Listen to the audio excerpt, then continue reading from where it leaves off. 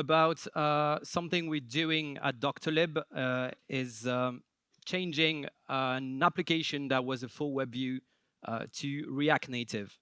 But before I do this, I'm going to introduce myself a little. Mo said it a little. I'm a staff engineer at Doctolib. I've been working on mobile for like 15 years. So you see, I'm wearing skinny jeans, right? I'm the older generation. I've done Android, iOS, Flutter a little, sorry, React Native, even Windows Mobile, like back in 2008, actually, on, yeah, that was hard. What have I done? Yeah, 10 years of freelancing, and now I'm Doctolib. Doctolib was my first permanent contract after 10 years of freelancing, so that's a lot of a challenge as well. I've done about more than 20, 25 apps. More of them are in France, but also for Adobe, for Michelin, for Airbus, or L'Equipe, for those who know.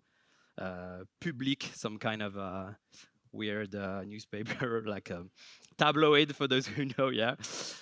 Sorry.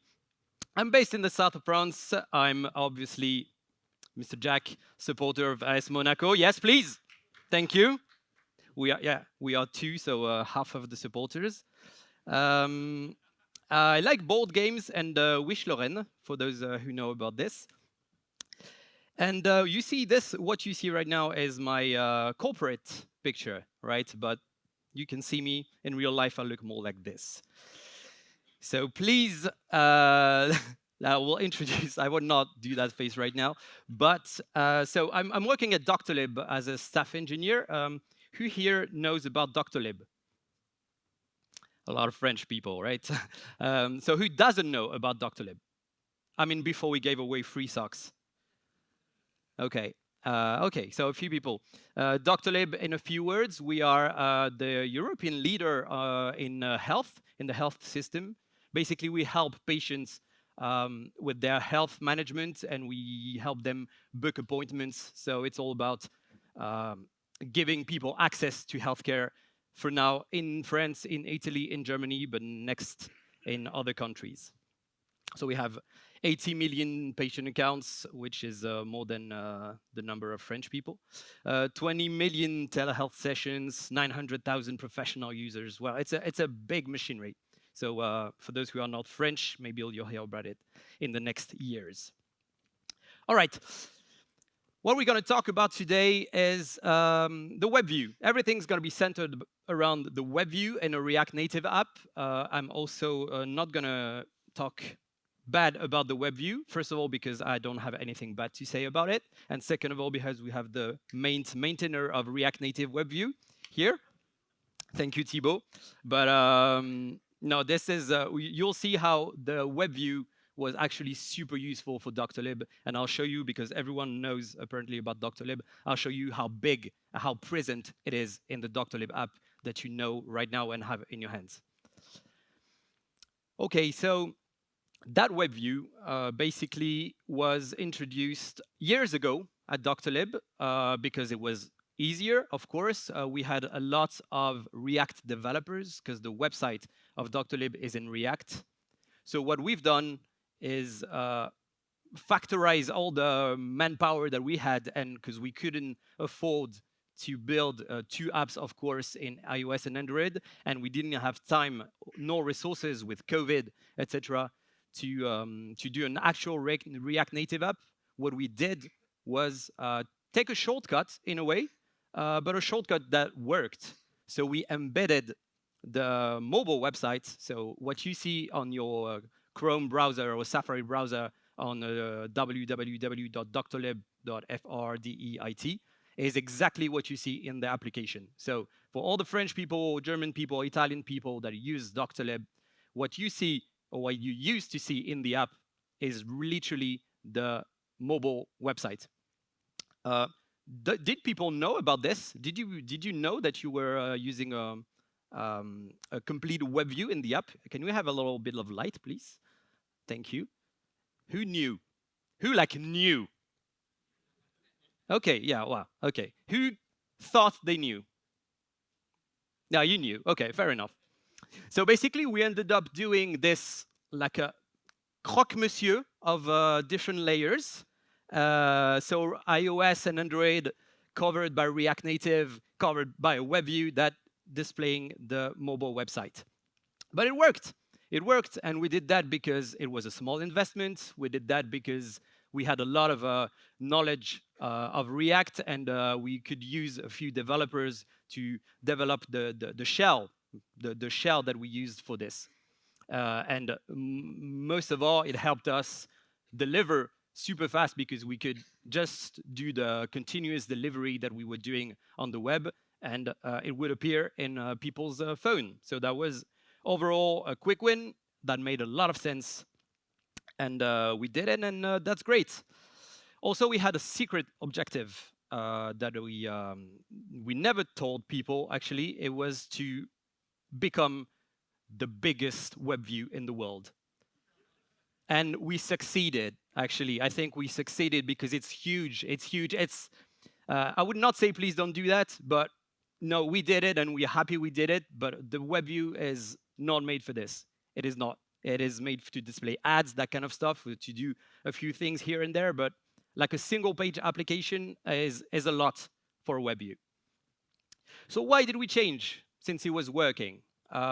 Many reasons. We're not gonna cover everything, but as you can see, and this is quite old actually. This is not the newest numbers, but most of our users are on mobile, are especially on the native app. Like right now, it's even 70 or 75% on native. So I think it's 10% on desktop, 10, 15% on the mobile website. So of course, why would we consider them as second-class citizens, right? Even though they are like 3/4 of our users use the native app.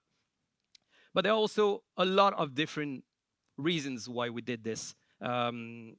Melissa, if we can have a little bit of light again, please. Thank you. What would you think, like in the usage friction or anywhere, what would you think? Could you give me reasons why we would change, why we would want to go away from WebView? What comes to mind? Yes, thank you. Native, oh, that's a great question. This is something I should cover actually before this, is that we're already using, even with the WebView, we would already use API features or like native features because we use some kind of native bridge. It's a JavaScript interface. And that's why we embed the website inside a WebView. And then we have some kind of communication channel that helps us like take notification tokens or take geolocation, that kind of stuff. We were already doing this. Not in the easiest way, but we were doing it. And yes? Offline. Offline, great question. Of course, this is not something we're going to do right away, but it was a huge pain because if you don't have native features, if the only thing you do is load a web view, of course, if you do not have a connection, then you cannot do anything. And this is a huge pain, and it's going to be in the future. Like if you use the app right now, you open it without network, you cannot use it at all. No appointments, no documents, etc. So this will be a huge plus when we have it. One last thing. Yes. Yes, there. Accessibility, obviously. Thank you. This is very, very important at Dr. Lab. We are an e-health company, and accessibility is very important for us.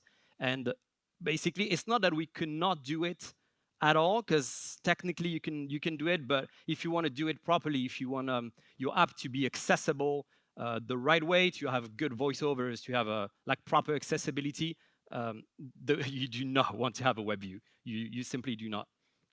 And so that's why we have many reasons. We did user research, of course, like the marketing teams, communication teams. They had user research. Thank you.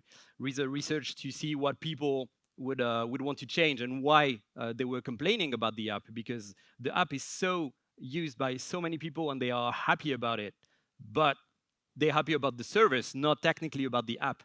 And we wanted to change this. So very costly, it's slow to start. The offline, we talked about it. The transitions, the transitions, it feels like a website, and we all mobile developers here. We like the look and feel of mobile transitions, and we want the best for our users. And so all these reasons, I'm not gonna cover them right now, but this is why we decided to change. So now that we decided to change, great. So where do we start?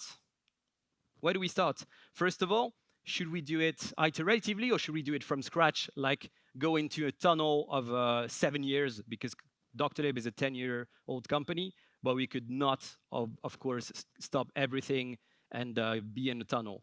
So it's not an actual question. We did it iteratively. But then, when you decide that you want to do iteratively, where do you start and what technology do you use, right? Does anyone have an idea of what we used? I don't. Flutter, exactly. So yeah, I'm going to talk to you about Flutter today. We have 30 minutes, yes. Okay, Flutter, how does it work? Now, of course, we use React Native. React Native, we chose to completely go all in on it because we had so much manpower on our React developers, and because we also had mobile developers that knew React Native. So it was, for us, it was the best choice. Even for me as a native developer, I was the one recommending staying on React Native because it just made sense. We wanted to share some code. We want to basically keep that what we have and not do things twice. Well, you know the drill. And React Native was definitely the technology of choice. So now what do we do? So here is the mobile app as you know it, as people who know Doctolib know. You have everything in one app. That's the web view we load when we load the application. And how would you do it? I'm not gonna force a question again to you, but I remember last time actually Thibaut, the maintainer of React Native WebView, I asked the question, how would you do it? He said, simple. You just do the navigation. And indeed, that's what we did. So yeah, he knows the drill also because he did almost the exact same talk like 4 years ago. 5, sorry. 5 years ago. And he wrote to his friends and colleagues, okay, we are ahead of Doctolib by 5 years. He did, actually, he did. So that's what we decided. It made that's what made the most sense, right?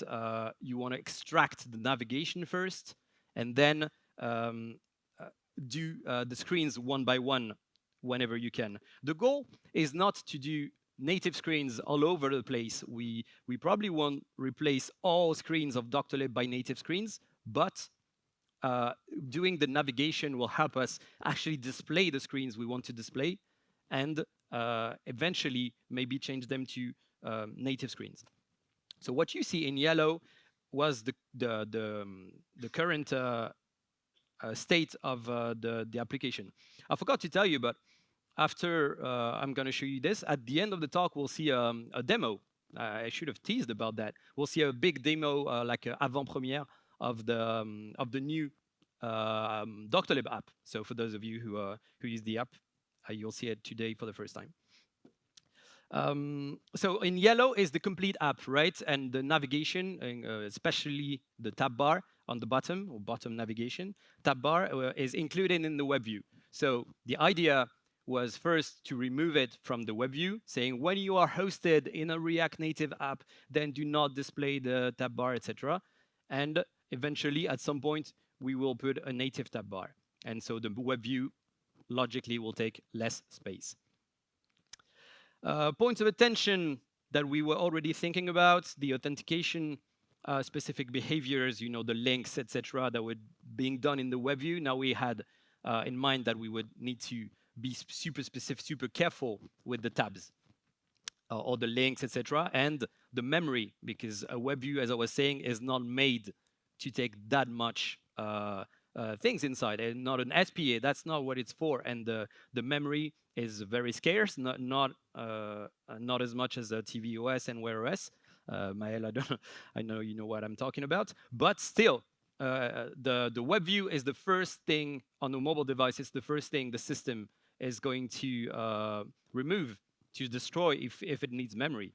So that's that. And apart from this, we were like, okay, it's fine. It's gonna be fine. Let's keep that React Native Snow. We're good for a while. But we got the first challenges, right? Someone like a few days after said, hey, what about drawers? You know, they come from the bottom.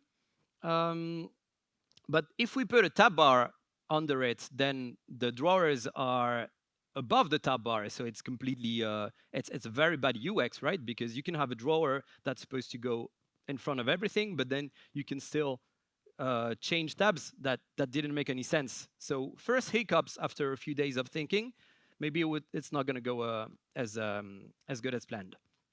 But eventually, it's just a matter of events and saying, even though you're doing declaratively, you can say, okay, I'm going to show a drawer, and then we decide that we natively hide the tab bar. I'm not going to go too much into technical details tonight, but a little bit about the feedback of our experience, I think, is the most valuable thing. Also, challenges like, well, what about how do you do when you go from one tab to another? There are many different ways to do this, and maybe we'll talk about it in the Q&A or over a beer. Don't worry, it's soon. And it's a challenge because what happens even for backward compatibility, there are a lot of things. The navigation, for example, if you go to the Documents tab in the middle, how would you do this? Because this was our ultimate goal, right? To go from one web view, one screen, which is a web view, to potentially a native screen. So if we want to do the documents as a native screen, how do we handle this? How do we make it so the tab bar redirects to a native screen on one tab and to a web view on another tab? What we did basically to spoil the thing a little is that the tab bar is the web view is always here. It's just hidden. And so when we go on one screen or another, Thibaut and I have a lot of things to talk about again about this, but we hide the web view or we show the web view. And depending on where you are in the application, that's just how it works. But it is always there. There is one web view for the whole app. It's always there. You cannot see it, but it's there. So backward compatibility, for example, if we hardcode in the app that the second tab is the appointments and it has to go to /appointments, then our buddies from the web, they have to keep that that URL, that path, because if they don't think about backward compatibility, then when a user, you know how it is, when users don't update their app, then they're going to try to go on /appointments, and it's not going to exist anymore. Although the challenges that we've faced recently, actually, as we realized, or at least the product realized, that we could not go in production with this without having exactly the same tooling as we had. So real user monitoring that we're doing, that was with Datadog on the web, they absolutely wanted it. I mean, I say they, but also us, of course, it's super important. We needed logging, we needed A/B testing, because they would really want to know how users would behave with the tab bar native and with the web view. So a lot of things that could prevent us from actually going into production as fast as we thought. But despite all of those challenges, honestly, I've been talking about it with a lot of people today, trying not to spoil too much. But honestly, we have challenges, but it's also super interesting. Like really, really interesting, because everything is left to do. We were joking about it within the team. It's like a developer's paradise, because it's a greenfield project, or something, an app that we all know here in France, like 40, 50 million users in France, and everything's left to do. So basically the app is empty. The code base is very, very small, because there was just the shell, right, to display the web view. Now we are going to focus a lot on native features, on UX, and the company is changing a lot in terms of culture. to go mobile first, and this is a big change at Doctolib, and we can see investment. We are able to recruit people. We are able to evangelize the mobile at Doctolib, and it's honestly super exciting. We've created a mobile design system. We are trying to put architectural principles in place, like solid principles, trying to do some kind of DDD as much as we can. It's a very interesting moment, and it's super nice to do it on a small code base. And also, yeah, the web already had the previous problem, so we can just ask them what was hard, and they can answer. And if you're wondering, yes, this picture was generated by ChatGPT. And I always wonder how you can tell, but you can tell. Like specifically with this waterfall that goes out of this umbrella. What is that about, ChatGPT? Anyway, lesson learned. I have to finish fast. Lessons learned. I was talking about how the organization changed, right? Because people in the organization, Doctolib was a very, very, very, very, very, very, very, very web-centric company. 10 years of web development, and you can imagine that even the app being just a WebView encapsulated made a big web culture. So it was hard to change. But now that's what I was saying. It's super exciting because everything is changing towards mobile first, and we love mobile first, right? And the mobile project is becoming kind of the rising star, and it's super. First of all, it's really gratifying. It's super nice, and we evolve in a good atmosphere, good environment. But it's hard also for the organization to change when you haven't really thought about all these processes, and when your design team doesn't know about mobile UX, etc. It's tough to change. So I would really talk about the technical challenges that we faced. I've talked about it, but also if you in the same situation, because the whole point is that we know that people usually are in the same situations. If something like that happens, don't overlook the organization issues. I'm talking to managers mostly because this is a managerial point. Do not underestimate this. So we'll just sum it up with this. The takeaways are, starting with the web view, with the navigation, seems appropriate. I'm not saying this. Thibaut says this because he did it, and he did it 5 years ago. Still good? Still good. So do it. It's fine. Build a design system. This has nothing to do with going from a web view to native, but here, if you're doing something on a greenfield project, I strongly encourage you to start a design system, even if it's just small components. We have people in our team, great people who've done an amazing job at designing new components very fast, and that we can reuse and all. And it's really great to have this as a design system. With a design system, we have storybook, etc. And it's the same. Don't underestimate this. It's super important. The web view itself, do not think it will disappear. Even though we're getting rid of it, it's always going to be there, even if it's for just one screen here or there. For now, it's more than this, but it's always going to be there. So don't throw it away. Don't think you're going to throw it away. It's going to be there. Also, you can upskill motivated React developers. That's what we are doing, we've been doing, and we are doing. And also thanks to BAM, who is also helping us with that. It's really good. Yeah, it's really good to see people who become super interested. I don't know if there are. What is the? Can I have a little light? We'll finish with this. Thank you, Melissa. What's the percentage of people who came from web to React Native? Okay, and from native to React Native? Oh, quite a lot of people actually. Okay, thank you. It's really interesting, and from web to React to React Native, it's really nice because people already know most of what React is, of course, but you well know that it's different. It's still different, so it's good to upskill them. And finally, please adapt your estimates because the web view is a pain. It's really nice because we have a lot of new things to do, but also it takes a lot more time to go around the web view, to work around it and adapt your estimates. And finally, in just 10 seconds, the big demo. This is the Doctolib app as you know it, and as it's going to be out in about a few weeks, you're going to see the new application of Doctolib. So the tab bar at the bottom looks like this at the moment, and this is the homepage, and this is how it's going to look like in a few weeks. Yes. Big change. Now, of course, no change on the visual thing because the team has done a perfect job at doing it pixel perfect. But this is exactly what we wanted because you're gonna feel it at some point because the UX is gonna be better, native navigation with React navigation, etc. But the tab bar itself does not change, and that was what we expected.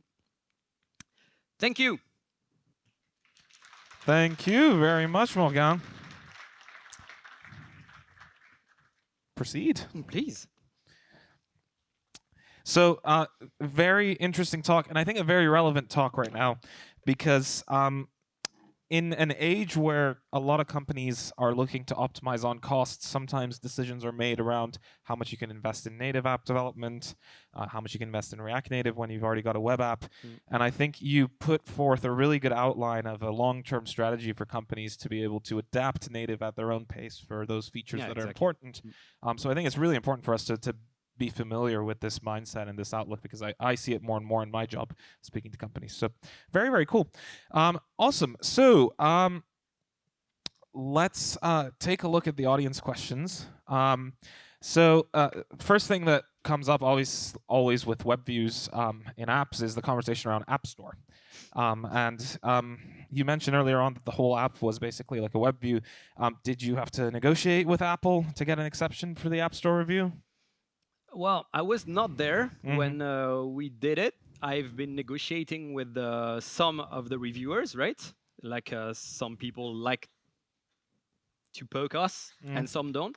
But if you read the guidelines of Apple, you have the 4.2 design that says if your app behaves like a web view, does not behave like a native app, it has nothing to do on the App Store. Yeah. And we didn't have any problem per se, but we never know. And that was one of the big reasons actually to change because legally speaking, they could throw us out. You're at risk at any point, yeah.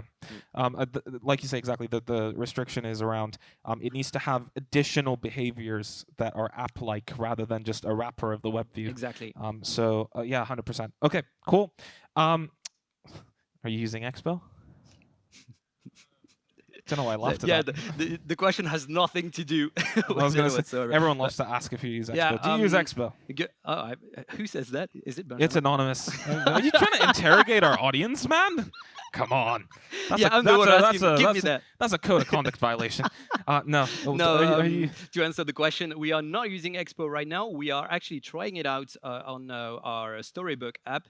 To deploy more easily, but we are really thinking about it, and the team is having kind of a debate about it. But we might at some point. Cool. So an interesting question in terms of why React Native. When you're having a WebView-based application, why would you go with React Native instead of using Cordova, so Ionic effectively, either in Cordova or Capacitor, take your drug of choice.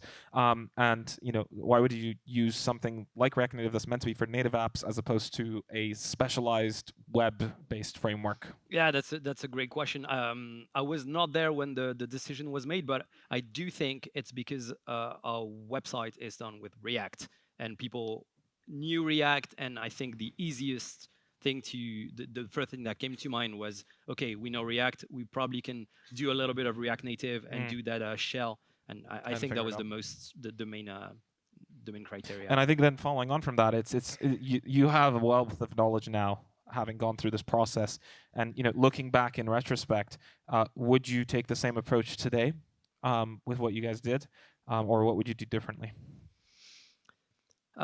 With the same constraints, obviously, if we had to go quickly and to keep the website, maybe something, as you said, like no, I cannot pronounce Cordova, sorry. But Cordova? Really? No, I just don't want to. Oh, you don't want to say it? Okay, cool. No, I'm kidding. But I think anyway, it was a good idea. It was the best we could do at the time. Yeah. Yeah, fair enough. The first Doctolib app, somebody knows you guys really well, was released in 2016. Why have you made this decision to migrate to native now? Because it worked. It was working up. It is still working technically, but Doctolib has started. We've been created in 2013. So I would say the organic moment for a company that size, etc., to change architecture, to invest on quality, and even in that kind of stuff, would have been around 2019, 2020. But COVID happened. Yeah. And in France, it was big. We did the vaccine. We had to be to have a really small time to market still after 7 years. And of course, we could not invest on that stuff because all of the manpower was taken already. So at the end of the day, business power trumps all, doesn't it? Yeah, but also it's business, but we helped a lot of people with that. French people would use Doctolib on a daily basis to get vaccine, and also Awesome. it made sense. Yeah. Cool. Kudos to you. Caddy's asking what your go live strategy is. So, are you thinking of keeping the WebView alive forever? So the WebView version of the app, for some backwards compatibility, are you going to force users to upgrade? Or maybe something in between? What's the plan? The strategy for now, our like long-term strategy is to replace screens, WebView, like native screens, do native screens that make sense, not to replace everything just for the sake of it, because I don't think it makes sense either. And in terms of backward compatibility, etc., we've put it in place. I don't remember who said it earlier, but I think it was Michael, something in place to say, hey, a new version is up, and if some users cannot update, then they will keep the WebView. And so for your web teams, that means effectively they need to indefinitely keep those versions of the web. Maybe at some point we'll sunset it. It's still unclear because we need to give people access to healthcare. That's very important for Doctolib, and we don't want to left people aside. So we'll keep it as long as we have a decent percentage of users. Yeah, cool. How do you handle the desync between the web views that ship continuously from the web team and the native pages? How do you know when to navigate to a native screen? I'm not sure I understand the question. If I understand the question, the native screens, this is done on the client side. This is not this is done on the mobile side. We know what screens we want to have as native. Is that the question?